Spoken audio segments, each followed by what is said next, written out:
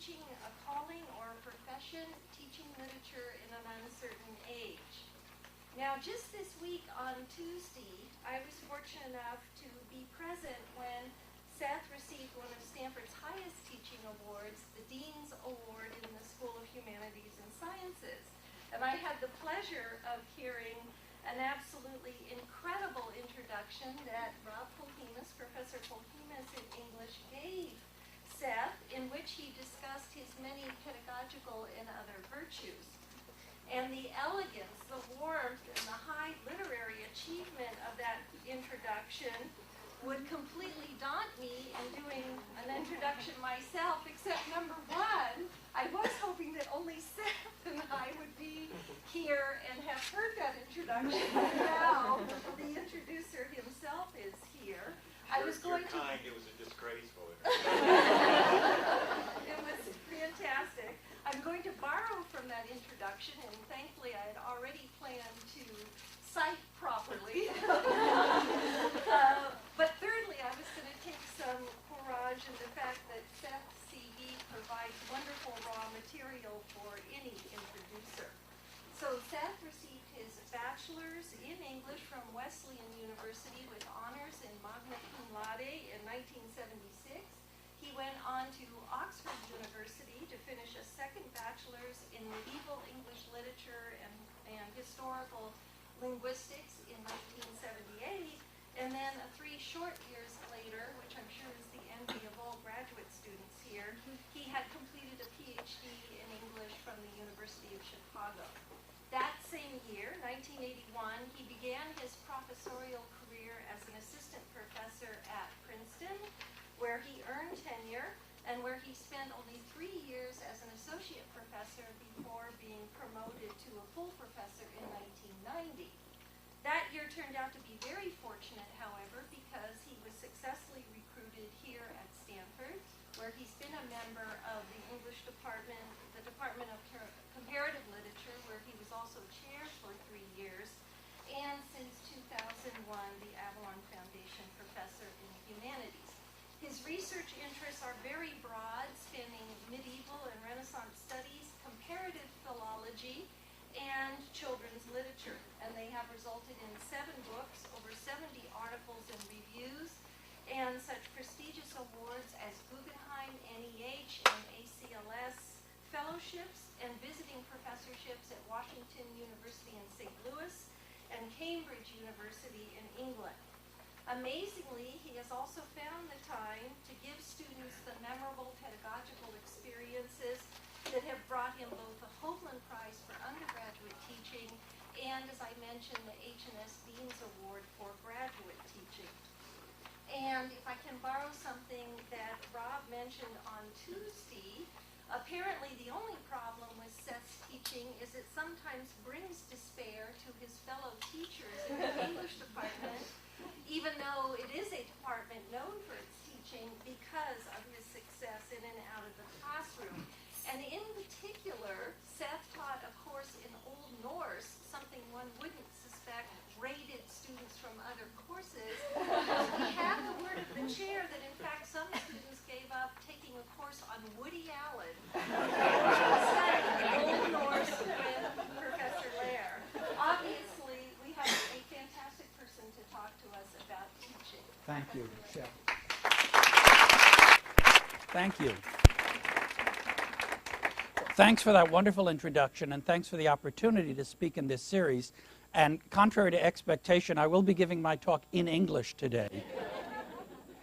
Now, I made a few handouts, and we've clearly run out, but it might be possible for people to share. I'll be pretty much talking about everything that's in the handouts, and my first quotation in the handout comes from a New York Times story. Recently, the Times ran a story about government-funded research that was designed to show that attractive people are more successful than unattractive people. Okay? After months of research and countless thousands of dollars spent, the researchers conclusively proved that good-looking people get higher salaries, have more friends, and advance more quickly in their profession, especially the teaching profession, than bad-looking people. Okay? Sociological and psychological paradigms were invoked, cultural categories were interrogated. But at the end of the article, the supermodel Tyra Banks seemed to say it all, and she was quoted as saying, "God gave me these good looks, and I owe it to him to make the most of them. If he hadn't, I probably would have been a teacher." Okay. So, what does this statement mean about our social expectations of the teacher? First off, it gives voice to a notion of what we might call a professorial essentialism. The idea that God gave us something, that our lives are to some extent a gift or a calling. But second, it reveals that teaching is to some extent the default mode of the faulty. Teachers are unattractive or ungifted. Tyra Banks's comment is the flip side of the old adage, those who can do, those who can't teach. Those who look good model, those who don't teach. I want to use this statement as the opening gambit for my exploration of the teaching profession in the humanities. Now, this quarter, I'm leading a pedagogy workshop for the first-year PhD students in English, comparative literature, and modern thought and literature. And I'm also directing a new postdoctoral program in the humanities, which brings together 6 postdoctoral fellows a year to teach and do research at Stanford. Together with all the other things I'm doing, these current projects have made me acutely aware of the presuppositions behind teacher training at the university. They've helped me rethink the nature of humanities teaching in particular, and the broader pedagogical imperative to university research in general.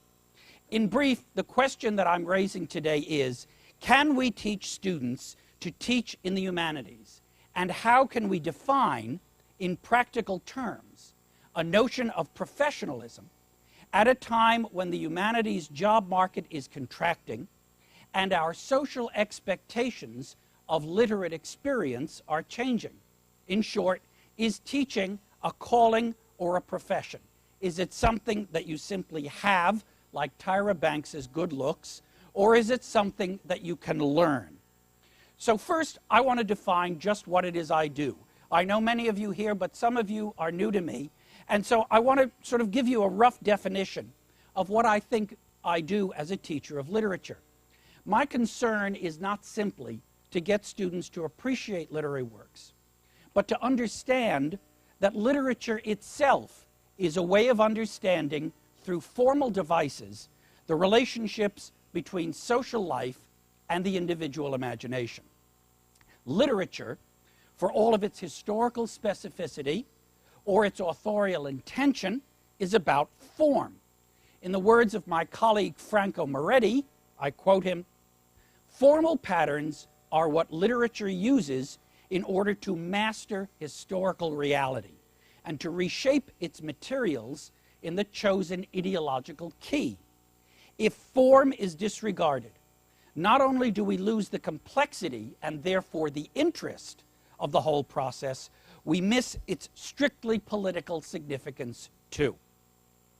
So it seems to me that if literature is a formal means of representing historical and social reality, then the teaching of literature should similarly offer formal techniques for its understanding. Teaching is not, at least to me, the unbridled performance of a kind of vatic spontaneity. Teaching literature is not about walking into a room, reading aloud some literary text, and waiting until inspiration hits. It's not about coming in and turning to the students and saying, "So, what do you think about Hamlet?" Or, "Did you like Dombey and Son?" Teaching is about organizing the critical analysis of how written style represents an imagined world, and furthermore, how that imagined world represents the historical environment in which the text was produced and read. Teaching uses formal devices and calls attention to formal devices in order to shape its material. Without form, to paraphrase Moretti, we lose the complexity and the interest of teaching itself. Now, to these ends, I think that college teaching is different from, let's say, high school teaching. And it's vitally important, I think, to let our undergraduates know, especially at the beginning of their time here, what those differences are. High school reading is about liking and disliking. It's about finding oneself in a character, about living or reliving life through fiction. It is, in short, about the reader rather than about the work. College reading is about style and expression. It is about learning the techniques of verbal representation, about the genres and social contexts that produce them, and about the craftedness of literary writing. It may also be about the lives of the authors and about the arc of productivity that shape an author's canon of works. Graduate student reading is about the textual mediations that get between an author's life and the techniques of verbal expression. It's about studying the particulars of historical and economic life that make books and the act of writing them commercial enterprises. It is also about the history of reading itself, about the books and texts that influenced another writer, about the politics of literary quotation, and about the influences that shape form and thus shape literary history. Now, another way of making these distinctions is by using literature itself to do them. Let's say that high school teaching, or to some extent high school and undergraduate literary experience, is Homeric. Students expect a face-to-face experience, a contact with reality. They want the true, the spoken, the lived. They want the sense of literature as full of great characters, as original, as direct. There are no written texts in Homer, no specific textual allusions.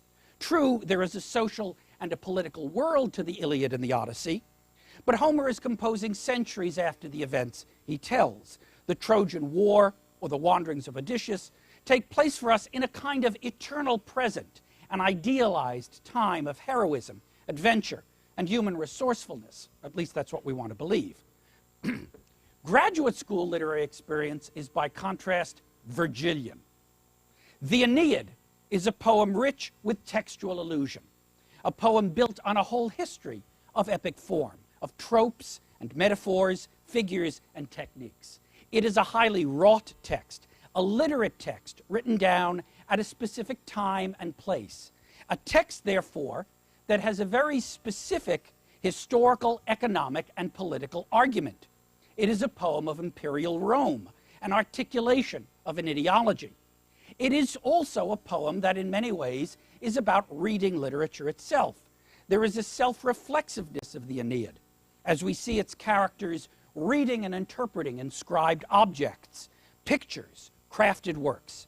It is a poem with a literary theory embedded in it, and for 1,500 years, readers found in Book 6 of the Aeneid, in Aeneas's hell descent, the embodiment, really, of an argument about the nature of the literary imagination and the rhetorical devices that mediate our apprehension and expression of the world. So to put it more directly, some people want literature and literary study to be a calling, Homer, and others want it to be a profession, Virgil. Our sense of the Homeric is that poetry is a calling, the blind bard accompanied only by his lyre and his imagination spinning out timeless tales. Our sense of the Virgilian is that poetry is a profession, the literate craftsman taking on an assignment generated by political patronage, careful at every moment to reveal his reading or his knowledge, to contend with literary predecessors, to shape and reshape a world not just for entertainment and instruction, but for personal remuneration.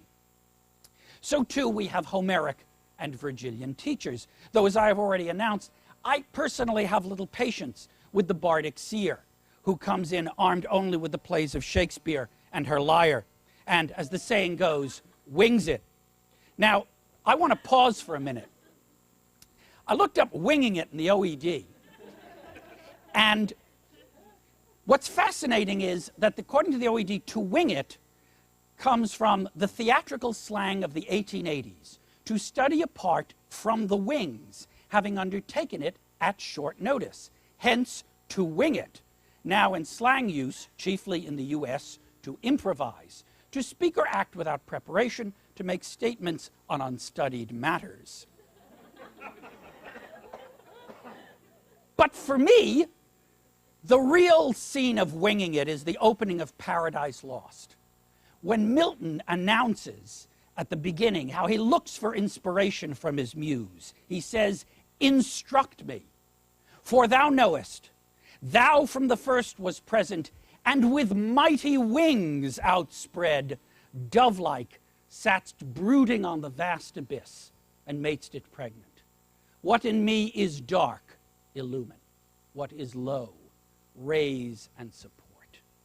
How can we be the Virgils, or for that matter, the Miltons of our classroom?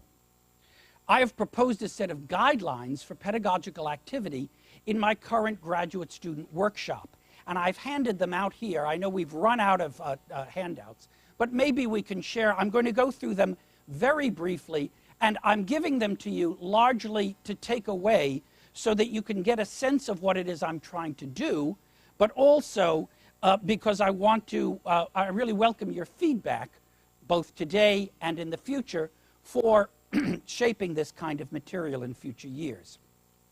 You've got several materials here. The first is my extended syllabus. Now you can see that this is a course which is devoted to practical training, to getting students engaged with the specifics of classroom performance and assessment. Each meeting that we have has at its heart a particular problem or a context for teaching in the English department in particular. For example, the undergraduate English major at Stanford, its nature. The first day, what do you do when you meet your class? How do you lead a discussion? How do you present material from your own research? How do you craft an assignment? How do you grade it? We did 2 weeks on grading where we handed out some papers that were generously given to me by Jim Marino from his IHUM class, and you did give them to me, didn't you? Yes. You're just shaking your head over generous. Or you're shaking your head over papers. And we had a fascinating experience reading through them and trying to see just intuitively what constitutes the act of grading. What do we notice? How do our comments establish a pedagogical, rhetorical, and personal relationship with our students in these ways? Outside the classroom, how do you work with students in office hours? What is the function of email and the like? And working with the lecturer. And in my last meeting, I'm going to talk about how to actually give a lecture. And those of you who are in that class who are here probably don't have to go to the last meeting because I'm showing you how to give a lecture. Now, in addition to that, I have some bibliography, histories of the profession, histories of criticism and theory, personal accounts, specific guides, and of course, at the very end, my favorite, the academic novels that dramatize, satirize, or critique the profession. And my personal canon of such novels includes Nabokov's Panine, Kingsley Amos's Lucky Jim, David Lodge's Small World, and Francine Prose's recent book, Blue Angel. What I've also done is I've handed out something called Criteria for Teaching.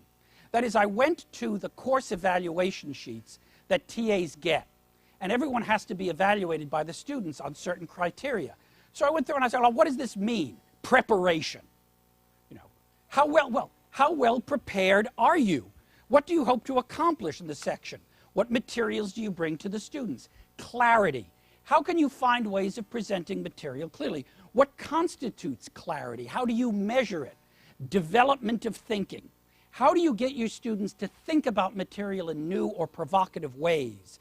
How can you respond to habits of mind in the classroom? In other words, where you're dealing not just with the content of what students say, but the way in which they're voicing a perspective on understanding. Feedback. What constitutes a good response? How can you be encouraging and also lead discussion? Explanation. What constitutes an explanation? What's the difference between a student asking for a point of information, like when did this happen, and an explanation about an argument, or a larger question about what it is you said? Leadership. How can you lead a discussion? What's the difference between leadership and authoritarianism? Questions, how can you ask a question and answer it? Availability, how are you on outside consultation? Overall effectiveness, the sum of your performance as a section leader. Now this is what we hand the students to grade TAs on in sections. And it seems to me that anyone who's going to be a TA should at least have a general sense of what these things mean and how practically one can prepare and respond. But what I also did was I opened some of this up, and I've got 2 pages here on discussion strategies, which are sort of like, what does it mean actually to lead a discussion? How can you walk in and generate response? How do you start a discussion? What's a good opening question? What's a bad opening question? How can you provoke? I mean, can you really walk in and say, what's the dumbest thing you can think of about this text? I used to teach at Princeton, where I had a colleague who was a very famous novelist and short story writer. And because she was extremely famous, and because we all wanted to curry her favor, we actually let her teach courses in the English department. And her teaching strategy was, and I actually observed this, here's the Homeric Seth. I, with my own eyes, observed this. I watched the, it's like the opening of that Pound poem where he quotes, but I, with my own eyes, watched the Sibyl. So she would sit there, she would sit there. It's like the New Yorker where they say, we're writing an article about people and we give them names, and for purposes of this story, let's call this person Joyce Carol Oates. So she would sit there, and if all the students were around her, and her opening gambit would be, now, what do you think is my favorite passage in this work? And the students would go around the room going, well, I don't know, is it the one where, where Pip says to Joe, blah, blah, blah? Is it the one where and it was like, I'm thinking of a number from 1 to 20, guess what it is, okay? Now, at the time I observed this, I thought this was sublime narcissism. But in a way, this teacher was really only being explicit about what a lot of teaching really is anyway. You see, because when we walk into a classroom and we say to the student, what do you think? Tell me what you think. If we had subtitles in our lives, the subtitles to a statement like that would really be, tell me what I think. See, tell me what you think I think. Tell me what I want to know. And what I'm suggesting is that discussion strategies, first of all, should be explicit about that. I mean, there is a power dynamic in the classroom. But it should be also clear that discussion is about getting students to talk to each other rather than getting students to talk to the discussion leader or to the professor. So there are a variety of ways of doing this. Textual analysis, that is, bring in a text that everyone can read. If you can focus eye contact away from you, you have a different dynamic in the class, even if that eye contact is this way reading, and then to the other students in some way. Avoid asking yes-no questions. That is, avoid asking questions that seem to have a right answer. Try to be alert in class. Try to act like you're interested. Try to act like you know the names of the students. If someone asks you a question and you don't know, you can say, I don't know. But you can say, I don't know, in a way without, undermining your authority. Whatever you do, don't wing it. Don't make something up. When did this happen? Well, actually, it happened in June of 1348. Really? I didn't know that. Yeah. A lot of people don't know that. What you can say is, I don't know, but I know where to look it up. And, I can look it up for you, or I've never really thought of that, or, I actually don't know, but what was it about the material that provoked you to ask that kind of question? And look for that kind of knowledge. And, I'm glad I had the chance to find it out after you look it up. Your question really provoked me to think in a new way about the material or to find something I didn't know before. I always have a rule also, which is never tell a student he or she is wrong. That is, never say in a classroom, that's just wrong, or you're wrong. There are creative ways of telling students they're wrong. Well, what leads you to that kind of question?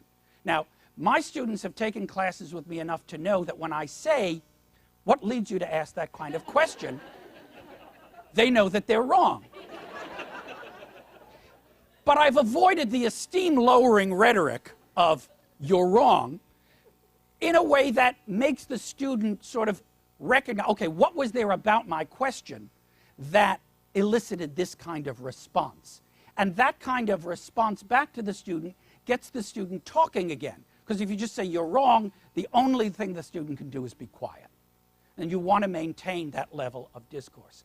The other thing that finally I think is extremely important is know how to end a class. A class does not end when you run out of time. A class does not end when we go, oh, look, we're out of time. A class should have an arc. It should have a trajectory to it. And there should be a moment in the class when the students know that they've gotten the point. They've gotten the idea, what you're trying to convey. If it's a reading, if it's a particular interpretation, if it's an argument, if it's a claim, there should be always a moment in the class when the students go, now I know, now's the take notes moment. Now's the highlighter moment. And at that point, the students know that, in effect, you have fulfilled the social contract with them in the class. Grading, too, is a social contract. And I have a sheet on grading here in the handout.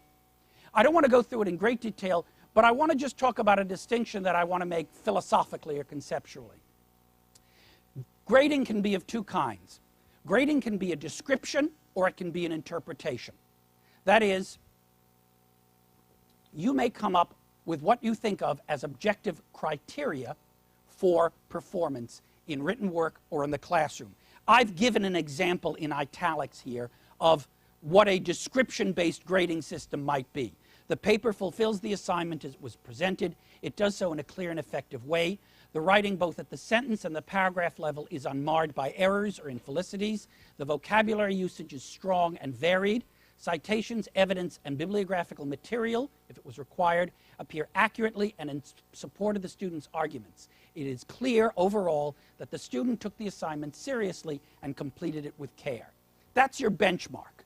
Now, you may decide that that's a B plus, an A minus, but you've got to decide what it is, and you've got to tell the students what it is. You've offered them a description of work that corresponds to a grade. Grade inflation is a real issue. I have a good friend who says A is for work that's not bad, B is for work that's not good. You know, many of our Stanford undergraduates, bright, motivated, sophisticated though they are, may feel in a humanities course or in a literature department that showing up, breathing under their own power,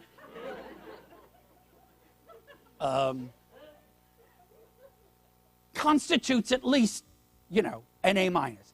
In my personal experience, in all honesty, I have never given a final grade of B or lower and not heard about it. I have heard about it from parents. I've heard about it from students. You know, this is just the way life is. But I'm trying to suggest that if you come up with a description-based model of grading and you announce it at the beginning, everybody knows what the terms are. And then you say anything more than this is more than that as a grade. Anything less than this is less than that. The other version of grading is interpretation-based grading.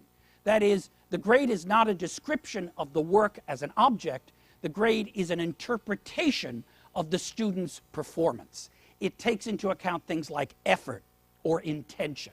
It takes into account the performance of the other students in the class or in the section. That is, the meaning of the grade is relational, that it has meaning in relation to the student's work as a whole, all of the other factors in addition to the artifact of the work. And this is a kind of issue that I'd like to talk about with all of you at some later time, because I've thought a lot about this, and in preparing this course material, it occurs to me that grading really is the nodal point of many of the pedagogical problems and issues that we face. Now, Everything I'm talking about, of course, is not original with me.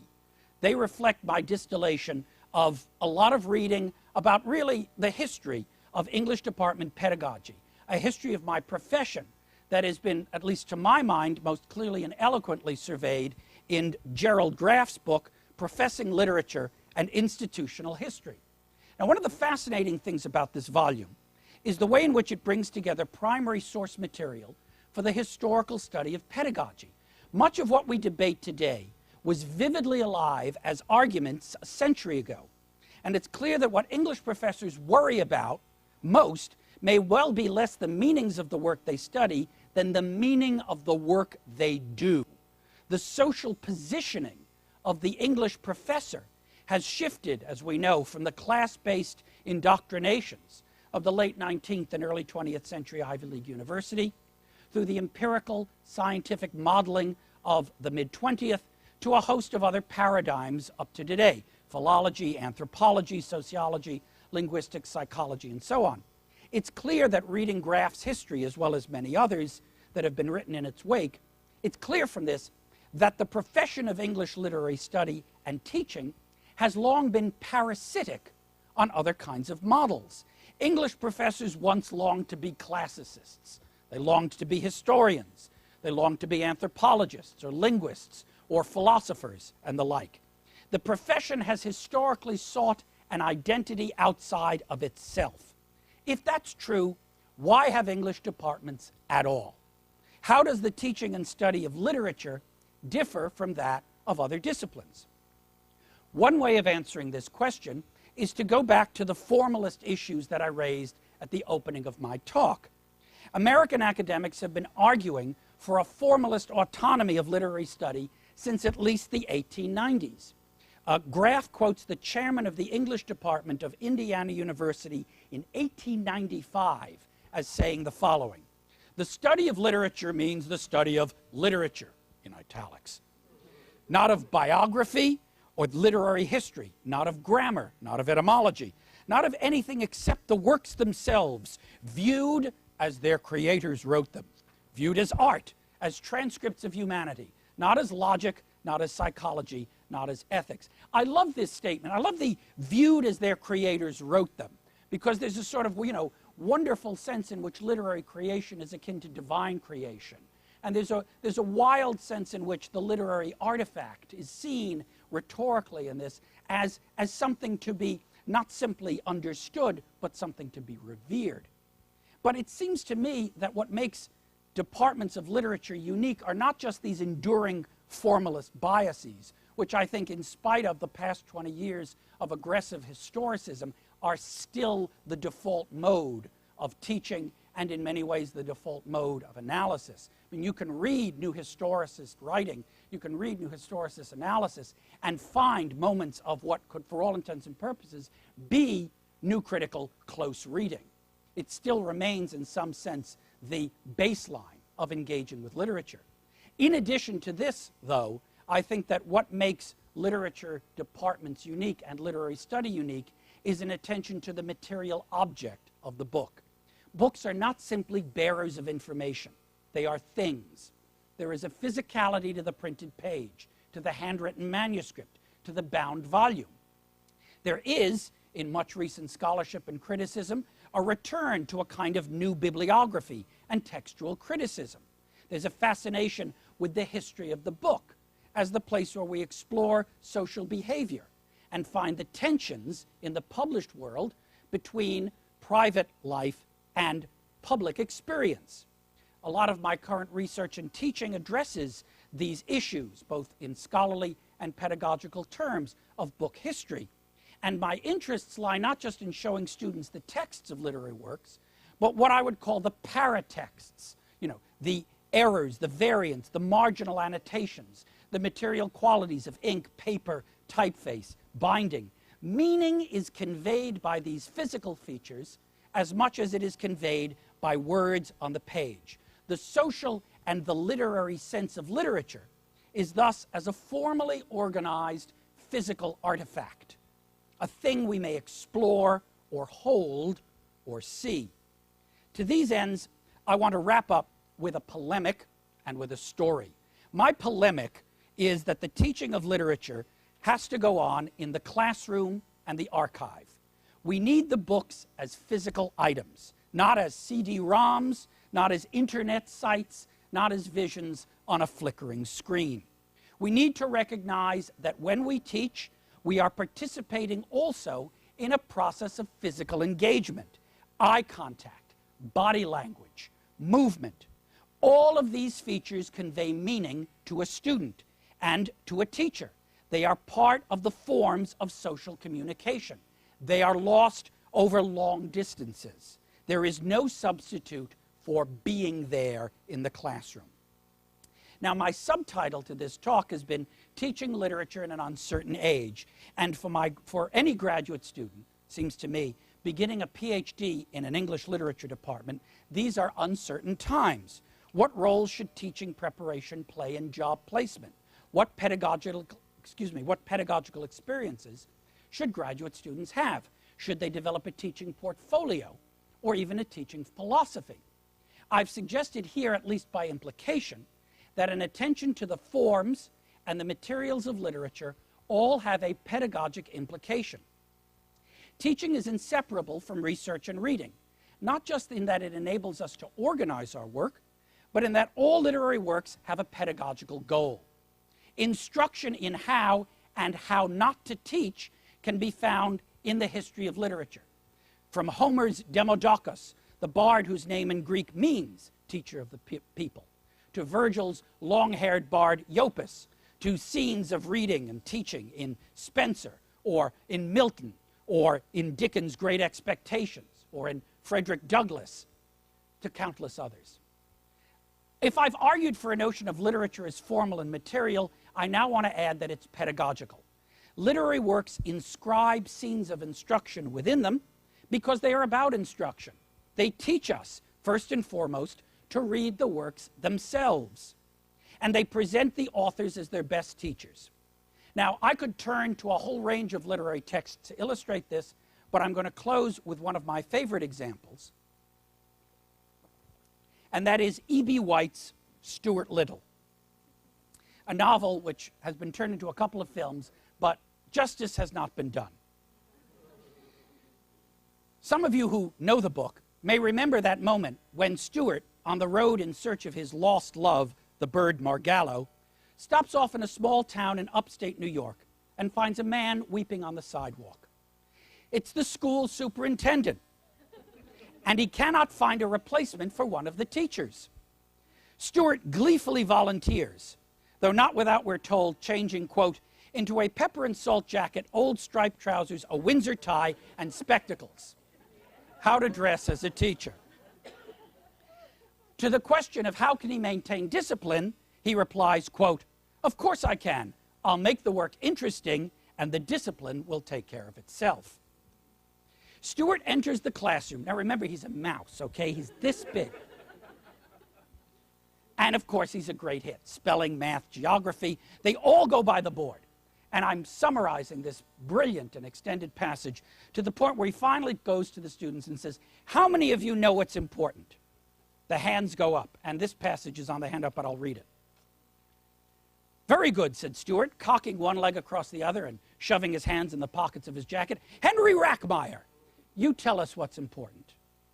And Henry says, a shaft of sunlight at the end of a dark afternoon, a note in music, and the way the back of a baby's neck smells if its mother keeps it tidy. Correct, said Stuart. These are the important things. But you forgot one thing, though. Mary Bendix, what did Henry Rackmeyer forget? He forgot ice cream with chocolate sauce on it, said Mary quickly. Exactly, said Stuart. Ice cream is important. Okay. What's really important, as these students know, are not the rules that teachers such as I may make, but the aesthetics of the everyday, the poetry behind our lives, the sublime in the ordinary. A shaft of sunlight at the end of a dark afternoon. In this image lies the heart of artistry, the brilliance of an understanding. What in me is dark, illumine. But all this beauty requires care. A baby's neck is sweet, but only if its mother keeps it tidy. So too, in the classrooms of our imagination, we must keep things tidy. We must pay attention to the strictures and the structures of analysis, the patterns of both lyrics and lectures.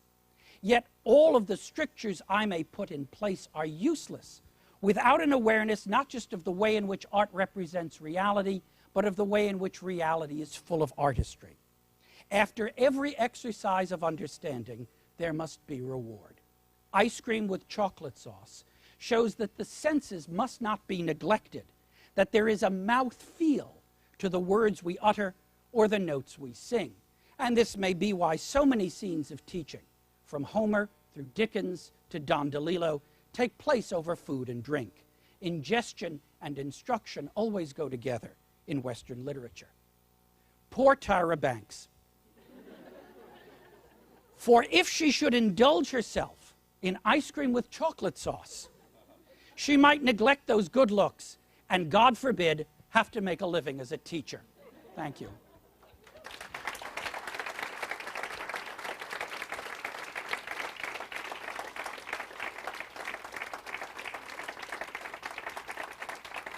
Thank you. Now, I have to go teach at 5 after. I actually have to teach. So I think we've got about 15 minutes if anyone would like to ask questions or offer commentary or respond to anything I've said.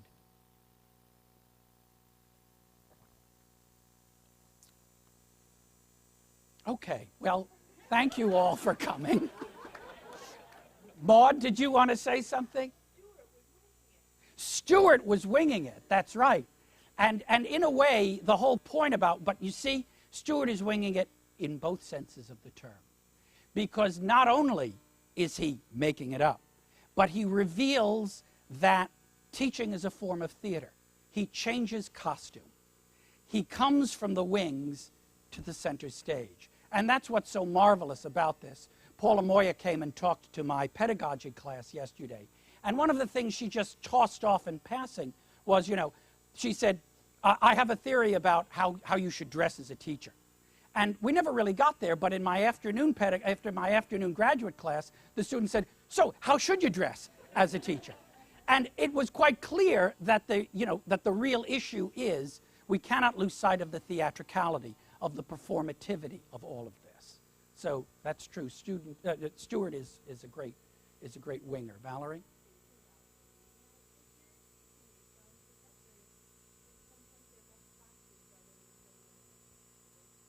Mm-hmm.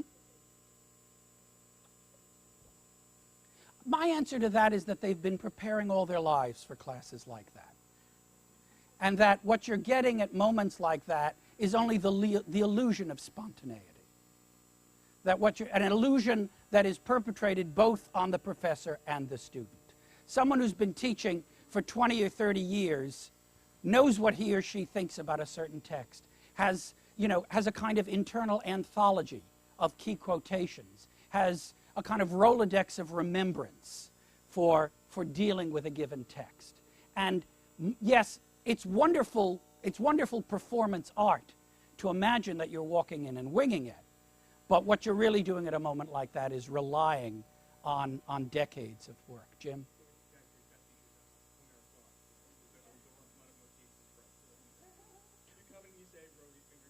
That's right. And it works great the first time you've heard it, except, when you come to realize, as we do with Homer, that these are formulae rather than inspired moments, then you sort of question the whole formulaic notion of everything. John?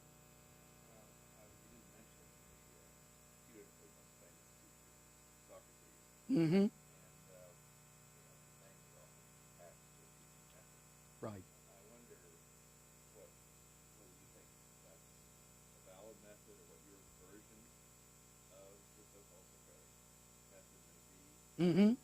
Well, it's a good question because so much of what we think of as the Socratic method is asking and answering questions in order to elicit movement towards a resolution or movement towards an idea. And, part of the question for me about the Socratic method really is how can I put it? How honest are we in that?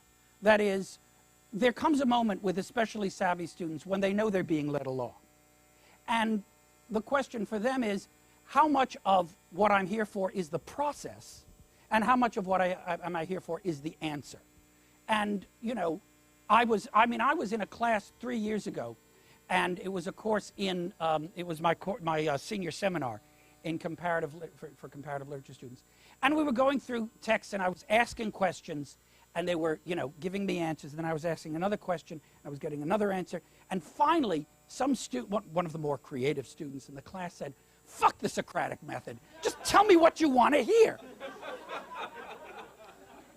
And the reason why I thought it was so remarkable was that he knew it was the Socratic method, you see?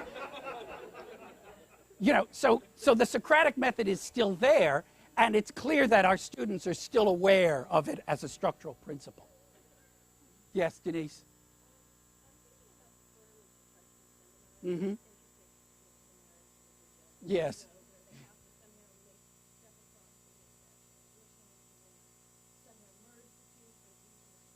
Mm-hmm.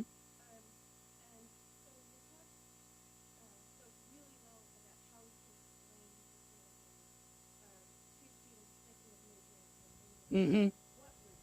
Right, right.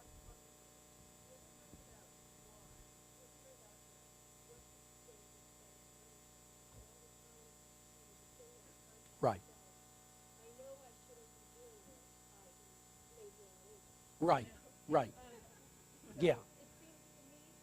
Mm-hmm.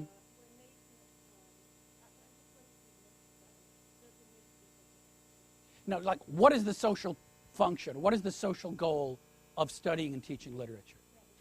Why do we do it? Yeah. Why do we do it? Well, you know, the old answer was because it makes us better people. And I don't necessarily believe that. What I do think is that it makes us better personae. That is, if part of my argument is about the performative nature of teaching and the theatricality of experience, and if part of my argument is that, in some sense, we're all playing roles, and that what we're reading in literature are the ways in which individuals adapt to different social roles, then what literature, the why of studying and teaching literature, is that it helps us adapt to those social roles. It helps us mediate the interior and the social.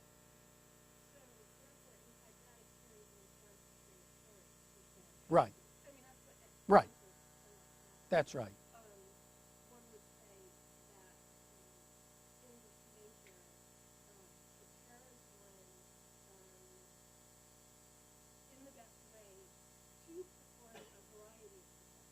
Yes. Yes. I mean, I would say that, you know, in a way that the English major functions in that way, in the way in which, let's say, you know, rhetorical instruction used to work in the classical academy. That is, it is the discipline of disciplines. That is, it is the way in which we understand things like representation, interpretation, performance, speech, communication, and that these are the skills that we need regardless of what it is we're going to do in the world.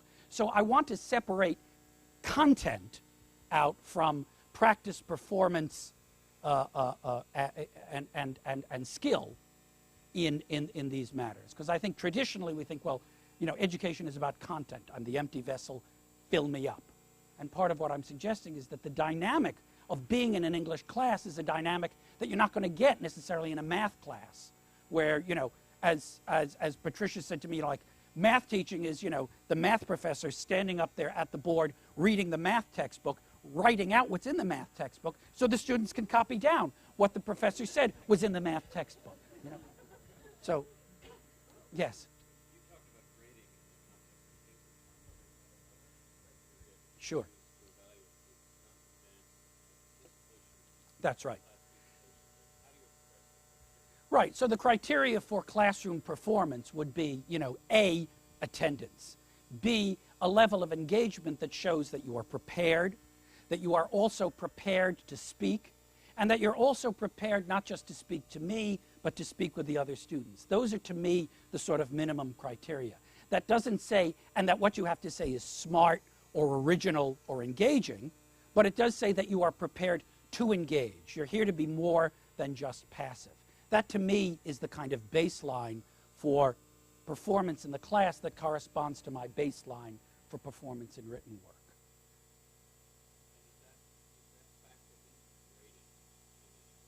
It factors into, well, you know, when I teach a class, all the students want to know what percentage of my grade will be classroom performance. And I have to answer that, especially here. I mean, the undergraduates really want to know these things. And I can say, you know, undergraduate performance is 20% of your grade.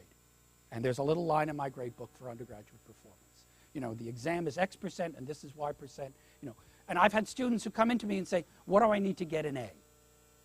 Actually, the sad thing is not that. The sad thing is a student who comes in and says, what do I need to get a B? But when I got here, I gave these answers that were, you know, like conceptual. Well, you need to do a work. You need to express a blah, blah, you know. And they didn't want to know that. They wanted to know, you know, like how many pages do I have to do, how many footnotes do I have, you know.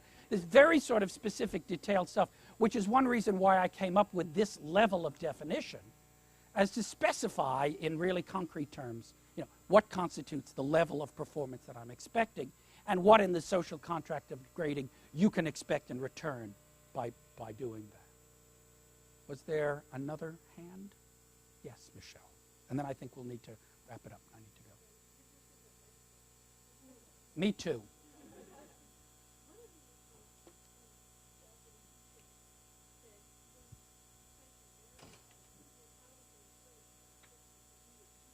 Mm-hmm.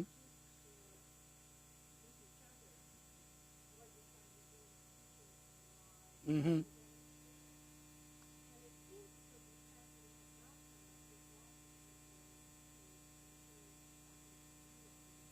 Right. Mm-hmm.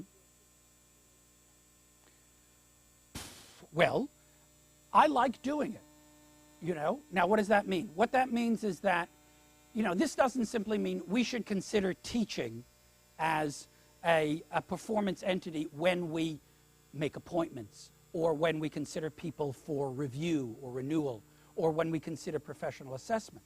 But I think part of it is we need to get even behind that and to say, you know, are we a teaching culture in some sense? What are the attitudes and conceptions that we have as departments or as disciplines or as units or as schools or whatever towards teaching? And I just want to respond to that in a very specific way. You know, it was wonderful to be at the ceremony on Tuesday where the Dean's Awards for teaching were given out. And it was wonderful to hear Rob, you know, talk about, you know, all of the things I did.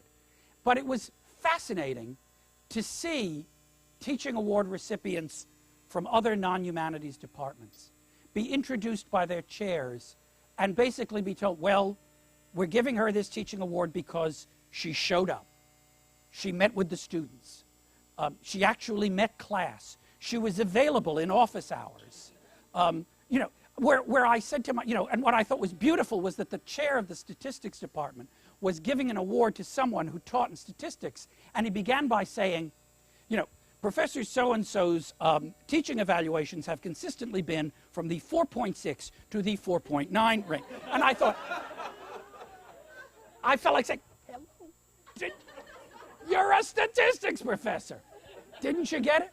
So it's clear that, you know, that different disciplines have different cultures of teaching, and that the notion of teaching is just radically different. And as I think I said to some people there, one of the things that I realized about the English department and about the great thing about teaching at the English department is that we set the bar very, very high, but we also keep the bar open all the time. Thank you.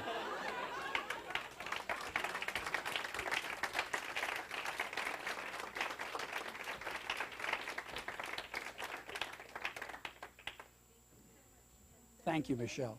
Thanks, John.